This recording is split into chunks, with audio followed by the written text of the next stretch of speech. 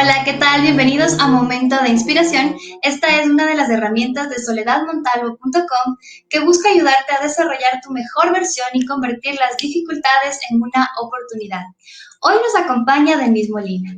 Ella es periodista, comunicadora, asesora de comunicación y presentadora de noticias en Ecuavisa. Ha laborado en Ecuador, Australia y Estados Unidos. Fue conductora de radio, tiene 18 años de experiencia. Hola Denise, ¿cómo estás? Bienvenida a Momento de Inspiración. Hola, mi querida Sole, muchísimas gracias por la invitación y feliz de estar aquí y compartir con todos tus seguidores. Muchísimas gracias. Qué bueno que nos acompañes y que vengas a inspirar a muchas mamis y emprendedoras. No, muchísimas gracias a ti por la invitación y bueno, soy profesional, pero también soy mamá y a veces las mujeres tenemos que organizarnos y ser como pulpos para poder hacer de todo un poco y ese es nuestro rol, ¿no? Hacemos de todo un poquito y bueno, aquí estoy para poder inspirarles en lo que yo pueda. Te lo agradezco muchísimo. El día de hoy queríamos hablar un poco sobre el periodismo, que nos cuentes tu experiencia. Y yo creo que, bueno, estar bien informados nos permite tomar las mejores decisiones y frente a la pandemia y la situación que estamos viviendo es algo muy importante. Por ello, hoy conversaremos sobre el periodismo en tiempos de pandemia. ¿Cuáles crees tú que son los principales retos que el periodismo y los periodistas están atravesando?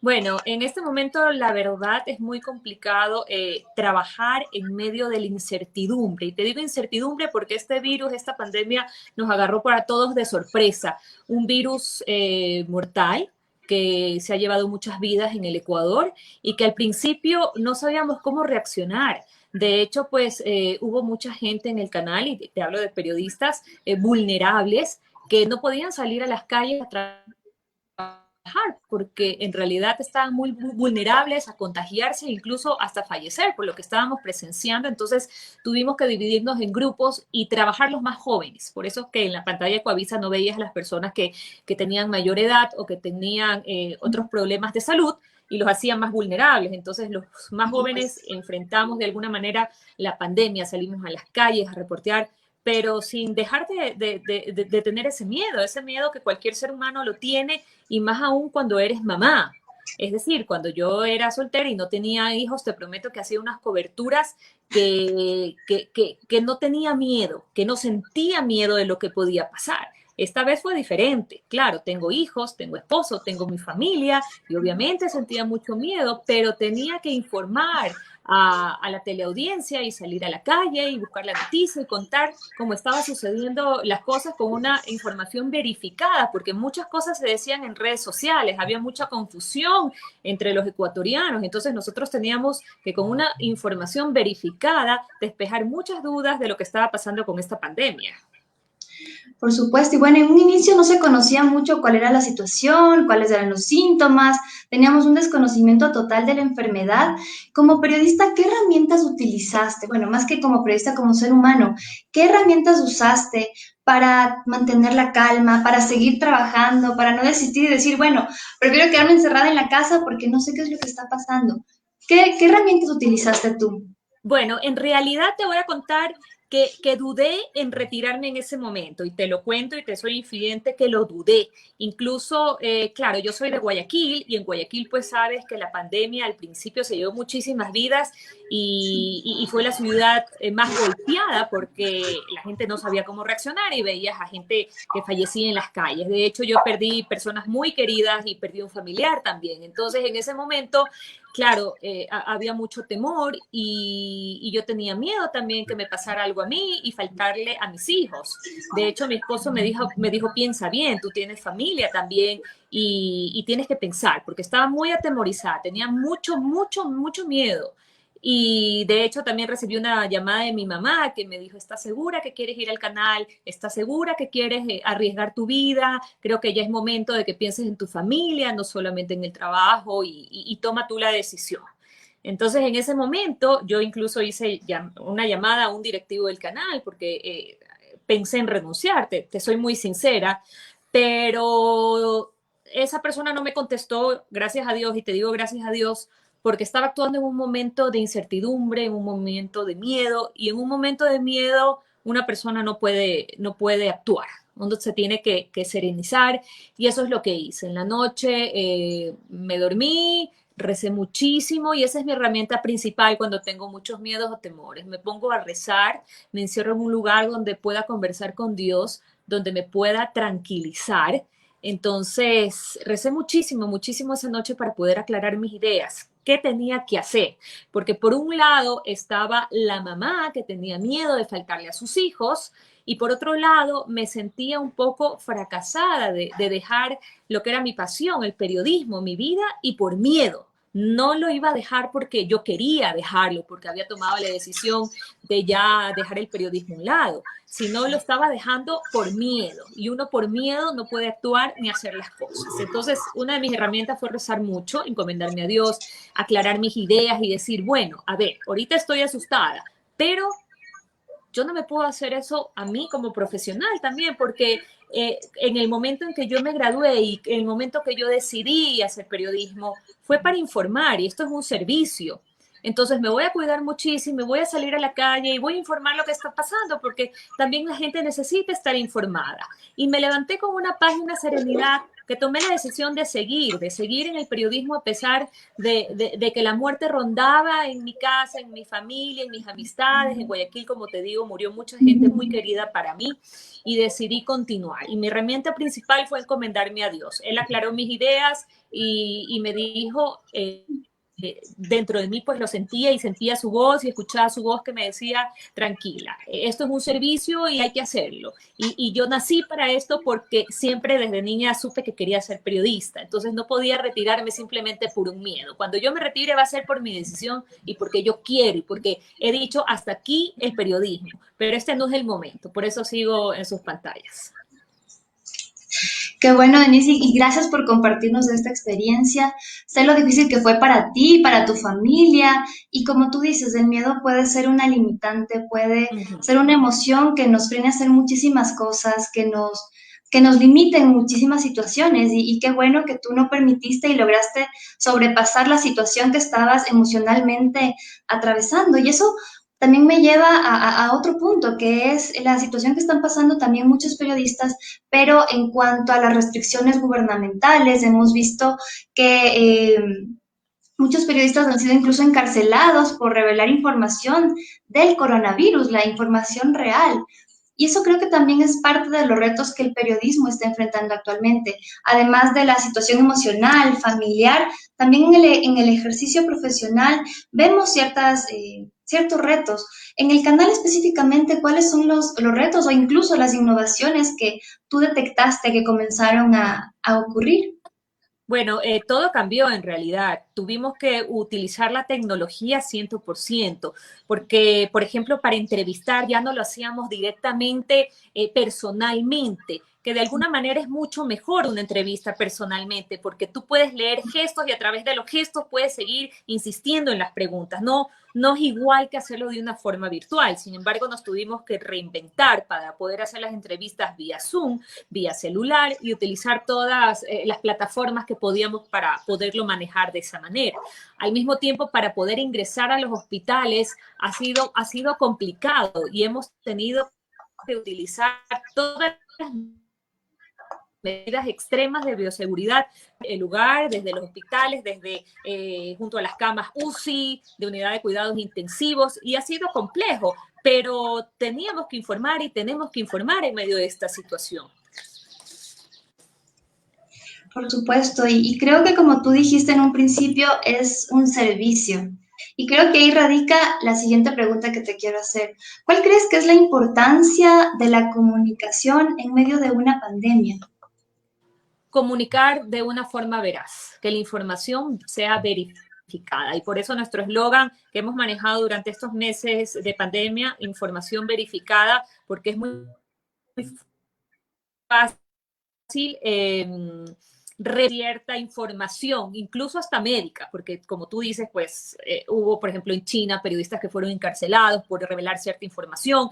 Hay información que no te la proporcionan de primera mano, a pesar de que las autoridades están llamadas a entregarte la información de primera mano. Sin embargo, para nosotros al principio fue difícil obtener esa información de primera mano. Entonces es cuando tienes que investigar más que nunca y muy a fondo para poder verificar esa información y poder revelarla. Y eso es lo que nos tocó hacer. Fueron momentos sumamente complicados, pero lo supimos manejar muy bien. Me pongo a pensar en algo que comentó la Organización Panamericana de la Salud. Ellos decían que los medios de comunicación pueden contribuir incluso a disminuir la propagación de la enfermedad y no sobrecargar los servicios de salud. ¿Qué opinas al respecto?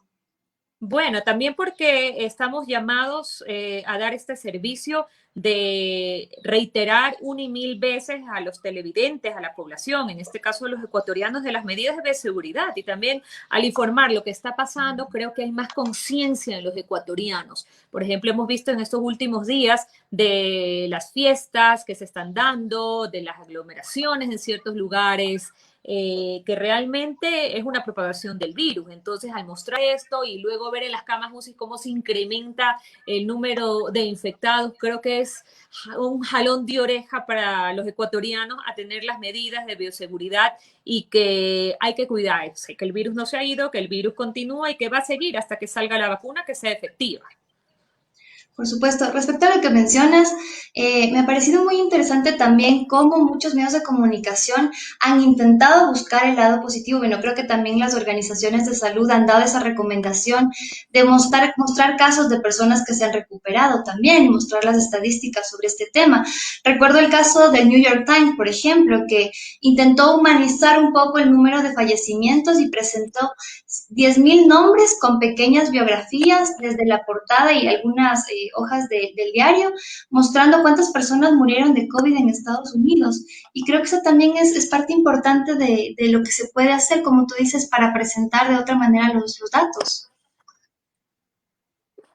Bueno, aquí hay una página donde se revela también el número de fallecidos en un principio en la ciudad de Guayaquil, también en el ámbito de los periodistas, porque muchos periodistas fallecieron también por la pandemia. En mi mismo canal, pues el coordinador de noticias falleció. Camarógrafos de diferentes canales, colegas, también fallecieron debido a esta pandemia. Y creo que al revelar esto y hacerlo visible ha sido también un llamado de atención a tener todos los cuidados que necesitamos para evitar los contagios. Por supuesto, lamento mucho las pérdidas cercanas que nos comentas que has tenido. Creo que es mucho más difícil para una persona que ha vivido la muerte tan de cerca. Y te agradezco por compartirlo muchísimo. Quisiera también comentar sobre el otro lado de la moneda. Estamos hablando sobre la importancia de la información, de la contrastación de fuentes y demás, pero también se habla mucho de que peor que el coronavirus es el virus de la desinformación, hablando específicamente sobre esta información que no es cierta, que no es correcta y que incluso, por ejemplo, la última que han sacado y que hay muchos memes es sobre posibles vacunas que no existen. Como Bueno, periodista, ¿cómo evitas, perdona? Sí, de hecho hay muchas vacunas que ahorita entran a la fase 3, la vacuna en Rusia, la vacuna en China, la vacuna en los Estados Unidos. Incluso Estados Unidos ha señalado que incluso sin antes de llegar a la fase 3 ya la estarían aplicando en el mes de diciembre, que yo en lo personal considero que es muy pronto, es extremadamente pronto para saber qué reacciones puede causar una vacuna. Están en un tiempo récord haciendo una vacuna. De hecho, todos los países, una vacuna dura más o menos entre 6 y 7 años. Esta vacuna es récord, pero Estados Unidos está pasando ese récord. Entonces, sí es complicado y de hecho nosotros no decimos qué vacuna puede ser mejor, simplemente presentamos la información, el nivel, en qué fase está cada vacuna, cuáles han sido las reacciones, cuáles no. Nosotros mostramos al televidente, pues, y ya ellos tendrán el juicio correcto de conocer cuál sería la mejor vacuna para poderle importar a nuestro país. Por supuesto. Bueno, creo que como medio de comunicación tan importante, sobre todo aquí en el país, creo que es muy difícil que ustedes logren, o más bien dicho, lleguen al punto de informar algo que no sea contextualizado y obviamente muy bien investigado. Pero hablemos del periodista de forma independiente, en el sentido de que, bueno, yo como periodista recibo una información y no vamos a negar que se han habido algunos periodistas a nivel mundial que han replicado informaciones falsas, como te digo en un inicio, que ya se comenzaron a mencionar vacunas, pero Ujú. lastimosamente todavía no eran cierto. ¿Y cómo haces como periodista para filtrar esa información, para también tener mucho cuidado de lo que es tu marca personal, tus redes sociales, y ya que muchas personas te siguen y dicen, bueno, es una persona que es periodista, que sabe y debe tener la información real, confían en la información que un periodista emite, ¿cómo hacer para evitar emitir ese tipo de informaciones falsas? Bueno, yo nunca publico en mis redes sociales una información si no está extremadamente verificada y después no me va a tocar sacarla, porque obviamente eso desacredita al periodista y eso no puede pasar. Y he visto muchos periodistas por tener la información de primera mano, entre comillas, pues publican en redes sociales información que luego la tienen que sacar y pedir disculpas por lo que dicen. Eso no puede pasar. Entonces, yo verifico muy bien la fuente y de hecho, por ejemplo, yo estuve haciendo un reportaje de un medicamento, eh, Avifavir, un medicamento de Rusia que era para el coronavirus.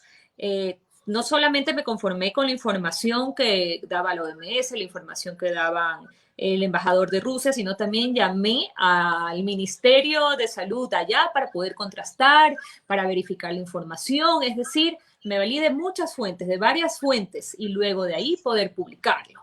Entonces, tienes que contrastar la información, verificar las diferentes fuentes, no se puede confiar en una sola fuente, aunque sea de los voceros llamados a dar esa información. Entonces, no puede haber errores ni equivocaciones, y más aún en temas tan delicados como estos. Por supuesto, creo que como periodista es mucho más importante este tipo de cuidado, pero creo que en general, en medio de una pandemia, de una situación como la que estamos viviendo, es importante que incluso si no eres periodista, hay que contrastar la información, realmente pensar dos veces antes de compartir cualquier información para poder evitar también generar, como decía, un virus de la desinformación que creo Y que también nos afecta conflictos. Por ejemplo, al totalmente. inicio de la pandemia hubo muchas personas que ponían en sus redes sociales, por favor, hagan las compras en los supermercados, porque debido a la pandemia va a haber desabastecimiento de productos. Tú veías los supermercados abarrotados, gente haciendo fila, que en verdad hubo desabastecimiento del producto, pero fue por la desinformación, por el temor, por causar pánico. Y eso hace mucha gente en las redes sociales, no se da cuenta el efecto que esto tiene, la gravedad del asunto de desinformar y crear pánico a través de las redes sociales. Entonces hay que poner mucha atención en cada publicación que se hace y no desinformar, porque estaríamos provocando un gran daño a los ecuatorianos y al país. Por supuesto, y como tú dices, también perdiendo la confianza, sea de nuestra comunidad, de las personas que nos siguen, y en vano en este momento crear algo más negativo cuando necesitamos cosas positivas. Y hablando de cosas positivas, quiero hacerte una pregunta. Bueno, ya hablamos un poco de lo profesional, del periodismo, y quiero irme también al ámbito personal, como mujer, como madre, como emprendedora. Me gustaría saber, tuviste una etapa difícil, nos comentaste un poco sobre cómo atravesaste un proceso emocional difícil por todo lo que sucedía en el país, pero me gustaría saber qué cosa positiva provocó el aislamiento y la pandemia en tu vida. ¿Qué estás haciendo ahora que de repente antes no hacías? Mira, si te puedo decir qué ha sido lo bueno de esta pandemia, porque podemos sacar cosas buenas, es poder estar más tiempo con mis hijos y mi familia. Ahora te digo que conozco a mis hijos de verdad. Con mi esposo hemos podido estar más tiempo juntos, que a veces el día a día se complica, pero con mis hijos he podido estar 24 horas los 7 días a la semana. Y esto porque estamos divididos en este momento en grupos en el canal para evitar contagios. Es decir, yo trabajo una semana completa y la otra o trabajo de casa o estoy en mi casa y así estamos divididos. Entonces he podido compartir más con mis hijos y eso lo rescato mucho, lo valoro mucho. Eso es lo bueno que he sacado de esta pandemia. La verdad, es muy positivo. He podido cocinar a mi familia, que hace mucho tiempo no lo hacía, poder estar más juntos, valorar mucho más la vida, valorar cada minuto, cada segundo que Dios nos regala, porque la vida es un regalo, y hacer las cosas en el presente. Ponerme mi mejor traje hoy, lo que me gusta, no guardarlo, porque el futuro es incierto y uno no sabe qué va a pasar. Lo único cierto es lo que estamos pasando ahorita y el presente. Yo ya no guardo el mejor traje para mañana, yo me lo pongo hoy. Y eso ha sacado, eso me ha dejado esta pandemia, muchas enseñanzas, aprovechar la vida, aprovechar cada segundo, ponerme mi mejor traje hoy y festejar cada día como que fuera el último. Qué bonito mensaje el que nos compartes y creo que sí, hay muchas cosas positivas que podemos rescatar y que podemos evidenciar y que quizás no las estamos notando por toda la situación que está pasando, pero es importante también ver aquellas cosas buenas que nos está dejando la pandemia o que nos está provocando hacer. Y me gustaría también saber un poco más de ti como mamá. ¿Cómo es Denise Molina como mamá? Porque te veo todo el día trabajando, conectada en redes. ¿Cómo eres tú en tu casa con tus pequeños? Mira, cuando yo llego a casa y estoy con mis hijos, me desconecto del mundo y me desconecto de todo y solamente permito llamadas de emergencia del canal, o sea, porque sé que si me están llamando necesito regresar o es algo emergente, pero mi tiempo es de calidad. Como trabajo, entonces cuando estoy con mis hijos dejo el teléfono a un lado. Mi tiempo es extremadamente de calidad, hacemos distintas actividades juntos. El sábado, por ejemplo, hicimos un camping, dormimos en el jardín de mi casa en plena lluvia, hicimos una fogata, asamos marshmallows, tratamos de hacer actividades que yo pueda meterme en el mundo de mis hijos y que ellos me vean a mí como una amiga, como una compañía, una compañera, con quien pasan súper bien. Entonces, nos compenetramos muy bien. Como mamá, soy muy amorosa, mis hijos son muy amorosos, duermen conmigo todavía, mi hija de 6 años y mi hijo de 3, en medio de mi esposo y en medio mío tenemos una cama gigantesca y no me importa. O sea, muchas mujeres dicen, ¿sabes qué? Eso no es bueno para el matrimonio. Entre mi esposo y yo tenemos un lindo matrimonio y hemos decidido que mis hijos van a crecer y después no van a querer dormir conmigo ni con él. Entonces, les permitimos que duerman en medio de los dos. Qué bonito lo que me cuentas. Y sí, creo que también es momento de ser creativos como mamás para poder darles una experiencia frente a también el aislamiento social que están atravesando Y que es los duro. pequeños. ¿Perdona? Es duro para los niños también este confinamiento. Mi hija decía, mamá, no puedo ver a mis amigos, quisiera regresar al colegio, pero ellos entienden también y el tiempo que pasan en familia es de calidad y creo que muchas familias aquí en el Ecuador han conocido de verdad a sus hijos y han aprendido a pasar en familia, que es el tiempo más bonito que uno tiene que pasar y que uno debe y que uno pasa con su familia, son los suyos. Entonces hay que aprovechar este tiempo de confinamiento en, en, en, en poner esa dulzura al hogar y estar felices de estar de una forma confinada, diferente, pero que esto va a pasar y que hay que aprovechar este momento también de estar en familia. Y bueno, dentro de las actividades que tú mencionas, hay un tema que incluso tú lo abordaste en tus redes sociales, que es el homeschooling. ¿Cómo estás atravesando? ¿Qué es lo que opinas de todo este proceso que también están viviendo los pequeños? Bueno, es muy complicado, la verdad. A mí sí se me ha hecho complicado. Por ejemplo, a mi hijo Bruno, que tiene 3 años, él estaba en guardería, pero este año decidí darle el año sabático, porque ponerle en guardería de forma virtual no sería lógico. Entonces, yo me he convertido en su profesora. Ayer empezamos y durante 2 horas le enseñé el color rojo. Escondimos los carritos de color rojo, hicimos dibujos de color rojo, buscamos en toda la casa objetos de color rojo y así pasé 2 horas. En la noche, cuando le di de cenar, en su platito rojo, le digo, Bruno, ¿de qué color es este plato? Amarillo. Mira, dije, no, no, no, no, no. ¿O será que soy yo, que soy mala profesora? O no sé, pero hoy voy a seguir con el color rojo. Y te toca reinventarte, te toca ser profesora, tutora de tus hijos de esta forma virtual.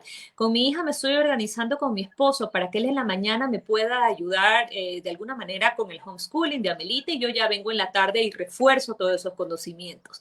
Y nos toca, hay que reorganizarse y ahora pues las mamás, como somos todólogas, también somos profesores. Creo que ha sido siempre así, pero este rol tal vez se está desarrollando un poco más o tenemos un rol más importante, más participativo en este momento por la situación que estamos atravesando, pero me parece impresionante cómo los niños se están adaptando a los nuevos medios, a las nuevas formas de aprender y también están siendo muy creativos para no aburrirse en casa y para estar entretenidos. Y esto me lleva a otra pregunta. Bueno, tus pequeños todavía son pequeñitos, son chiquitos, me imagino que también han tenido dificultades. ¿Cuáles han sido esas dificultades que tú has detectado que ellos tienen de repente de querer salir o de extrañar a los abuelos? Sí, la verdad es que sí, han extrañado mucho a los abuelos. Por ejemplo, Amelita es muy, muy pegada a mis papás a pesar de que vivían en Guayaquil. Entonces, yo los fui a dejar a Salinas, donde pudieron estar con mis papás, claro, con pruebas exhaustivas antes, porque mis papás son personas de la tercera edad, vulnerables, y yo no me lo hubiera perdonado que algo les pase. Entonces nos hicimos pruebas todos y los dejé con mis papás un mes allá. Y hubo esa cercanía entre abuelos, nietos, que fue maravilloso. Tuve que hacer eso porque aquí en Quito también hubo el incremento de esta pandemia. Entonces, por el tipo de trabajo que yo tengo y mi esposo que también trabaja con pacientes COVID, entonces decidimos un poquito alejar a los niños de casa, por lo menos un mes. Y estuvieron con los abuelos muy felices. Así que ya están aquí recargados de energía para estudiar. Qué bueno, qué buena técnica también. Creo que como te digo, es un proceso de adaptación y los pequeños realmente son impresionantes en este sentido. Denis, tú eres periodista, estás constantemente accediendo a información e informando también, y obviamente tus hijos te ven en televisión y justamente hablábamos ayer de que ellos se emocionan y tú subes videos de que ellos están viéndote y se ponen felices al verte. Caso contrario, por ejemplo, mi nena cuando me ve en pantalla lo odia, ella apaga la televisión, cierra la computadora, no le gusta verme en pantalla, no sé por qué, mi nena tiene un año. Pero quería preguntarte, ¿cómo has manejado tú también el acceso a la información a los pequeños? ¿Cómo medias ese acceso, ya que ellos también quieren saber y están pendientes, por ejemplo, del noticiero, pero ¿en qué medida también intentas que no les generes tu angustia, ansiedad o tristeza? Yo no les permito que ellos vean noticias en realidad, porque son cosas muy fuertes o son reportajes con contenido fuerte de alguna manera. Solamente les dejo que vean la parte final, donde ya estamos hablando de farándula o temas más lights que no provoquen impacto en ellos. Una vez mi esposo prendió esta, bueno, siempre vemos los noticieros, obviamente mi esposo y yo, pero ellos es la hora que ellos están jugando o están haciendo otra actividad. Ellos no pueden ver el noticiero, nos ponemos los audífonos para poder ver los noticieros de la noche sobre todo. Pero te comento, un día mi esposo estaba viendo el noticiero, no se dio cuenta que mi hija estaba entrando y justo estábamos hablando de un asesinato.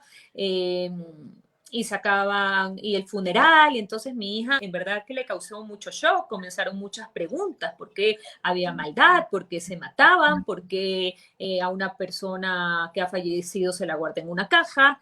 Entonces, en realidad a ellos les impacta este tipo de información. Yo considero que los niños no deben ver noticias y de hecho te digo, cuando mis hijos me ven, es en la parte final que mi esposo les prende el televisor o que pueden ver ya el espacio de gente, de farándula, por ejemplo. Entonces ahí se emocionan y me ven, pero antes el televisor está apagado y hay que saber qué ven y qué no ven. De hecho, también en las redes sociales, ahora que están en este acceso permanente de la tecnología, hay que tener mucho cuidado porque mucha gente se aprovecha de la tecnología también para hacer daño. Y con nuestros hijos hay que tener muchísimo cuidado y restricciones sobre todo.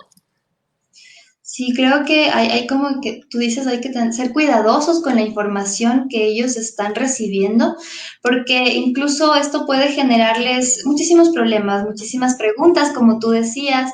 Bueno, te cuento que yo hace poquito creé un libro de cuentos infantiles para poder explicarle a mi nena de un año sobre la muerte, sobre el coronavirus, sobre la pandemia, porque no encontraba herramientas ni dibujos animados o Uh -huh. cuentitos que le hablaran a una pequeñita sobre lo que está sucediendo.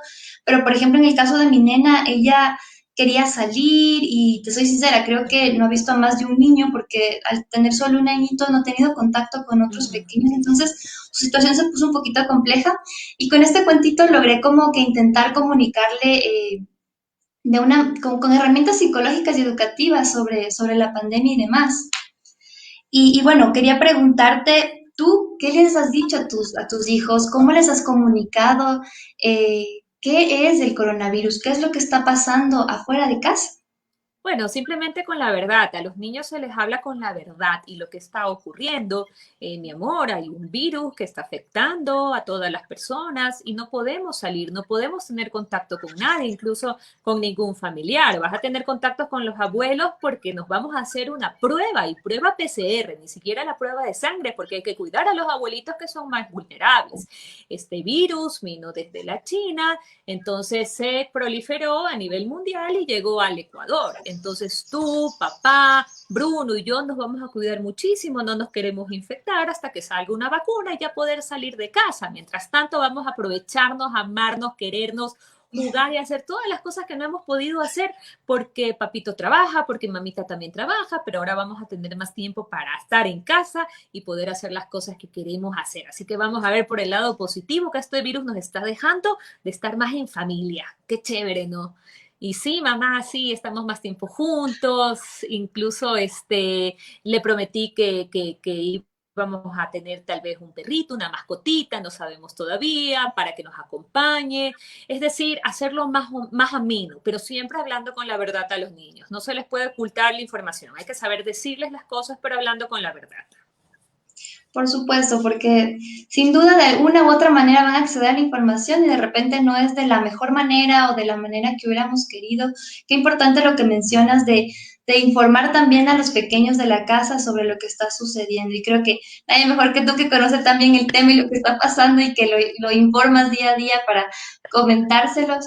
Eh, en este sentido, tú nos habías comentado, bueno, qué estás haciendo en casa, las herramientas que has utilizado, pero antes de iniciar la entrevista me comentabas que te llamaba muchísimo la atención cómo también no solo se ha innovado en el área periodística, sino también en otras industrias y cómo las emprendedoras han surgido en este momento.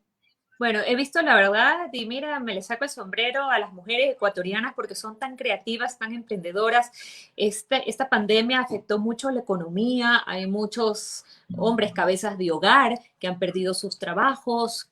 Obviamente la economía no es la misma y que ha afectado el hogar y las mujeres que antes, por ejemplo, eran solo amas de casa, se han puesto a su emprendimiento y les va muy bien y han sacado tantos emprendimientos creativos que estoy sorprendida porque yo creo que es un momento en que la pareja se debe dar la mano, hombres y mujeres. Nos toca trabajar a los hombres y las mujeres y ser más creativas que nunca para sacar la economía de la familia adelante.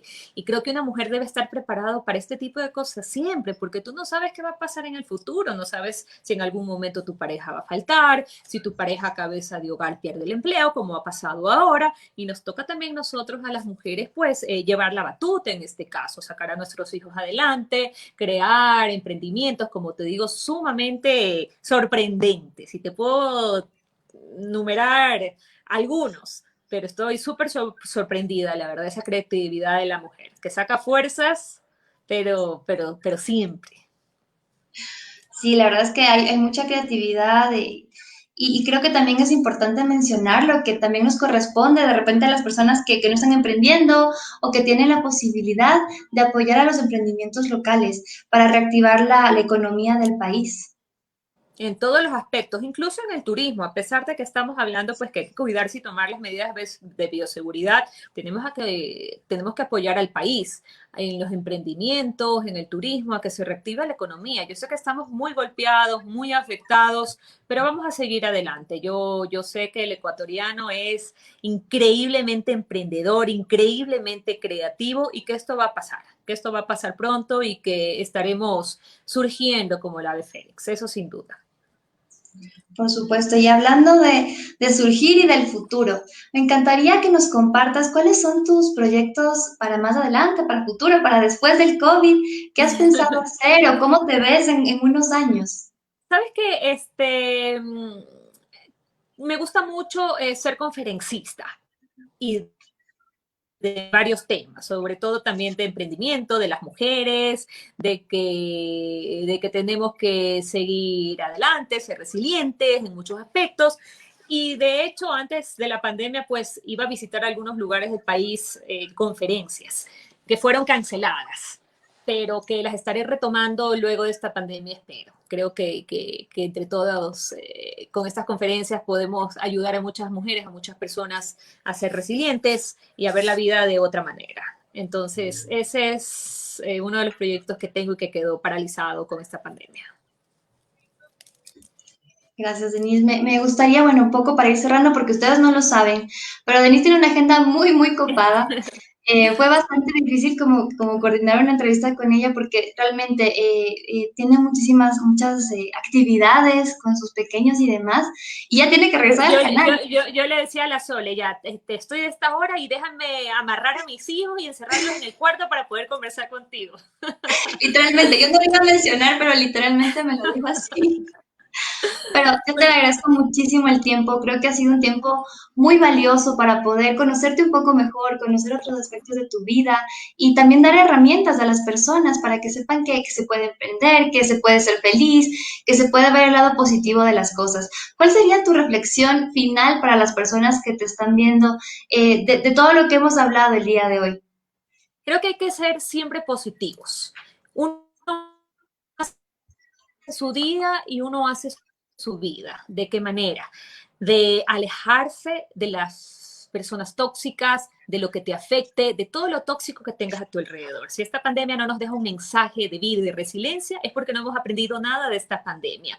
Así que mi mensaje es que tenemos que ser felices con lo que tenemos, agradecer a Dios por el regalo de la vida de cada minuto, cuidarnos, cuidar de nuestra salud, cuidar de los nuestros, decirles cuánto los amamos, porque como les decía, no sabemos lo que va a pasar mañana, solamente tenemos el presente, solamente tenemos el hoy, es el momento de emprender, es el momento de que nosotros actuemos y de que empecemos a hacer lo que siempre quisimos hacer, porque uno dice, mira cómo los planes se truncan, uno tenía planeado, a ver, en el mes de noviembre empezar con tal cosa, en el mes de octubre, pero uno siempre planea para un futuro y uno no planea para el día, y uno tiene que empezar a actuar el día a día y empezar a levantarse, a ser felices y a ser agradecidos. Hay que agradecer todos los días por lo que se tiene y bueno, pues a emprender y que los proyectos sean hoy, no mañana. Qué lindo lo que nos mencionas y me quedo con esa frase, ser feliz y ser agradecido. Creo que es algo importante que nos deja toda la situación que estamos viviendo y este momento de inspiración con Denise Molina. Te agradezco mucho el tiempo que nos has brindado. Sole, gracias a ti por tu invitación y no te podía decir que no. Como sea, yo amarraba a mis hijos y estaba aquí. Sole y yo fuimos compañeras de maestría, entonces yo te estimo muchísimo, Sole, te admiro mucho y bueno, aquí estaré siempre para ti. De igual manera, recuerdo que cuando te conocí justamente estabas en tu primer embarazo y recuerdo cuando te enteraste de la noticia y la luz que tenías en los ojos y te soy sincera, no has perdido esa luz. Y Ay, eso es algo muy bonito de ti, que te caracteriza y que creo que también compartes en la televisión y es por eso que te siguen tantas personas y es parte de los comentarios que recibimos justamente cuando promocionamos la entrevista contigo, de lo linda que eres, lo especial que eres y la confianza que generas en la gente. Te agradezco nuevamente, mi querida Denise. Les invito a que si les gustó este video lo compartan para que otras mujeres también puedan inspirarse como nosotros el día de hoy con Denise Molina. Muchísimas gracias, nos vemos la próxima semana en Momento de Inspiración. Feliz tarde, gracias. Chao.